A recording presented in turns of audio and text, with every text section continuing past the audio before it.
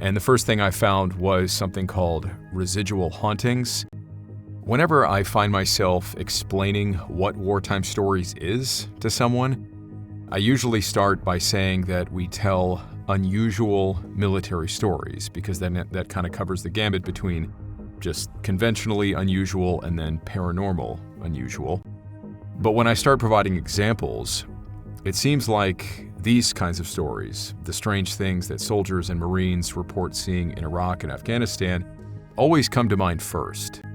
Maybe that's because these stories took place during my generation of military service and they're the most relatable, or just because these are the most recent stories in the realm of the military strange and unexplained. But it never fails to amaze me that out of all the wars and all the stories we've heard so far, Iraq and Afghanistan just have an overwhelming amount of these stories about black shadow figures, figures of small children, disembodied voices, jinns, flying creatures, and other terrifying things. And we've only scratched the surface.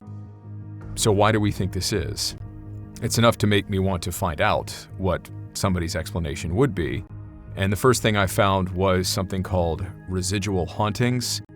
And it's a theory that suggests that traumatic events, especially those involving intense emotion, violence, or death, can leave an energetic imprint or residue on the environment. And this residual energy is thought to replay like a recording, leading to recurring sensory experiences such as sounds, smells even, or visual phenomenon associated with a past event, like whatever took place that caused this to happen.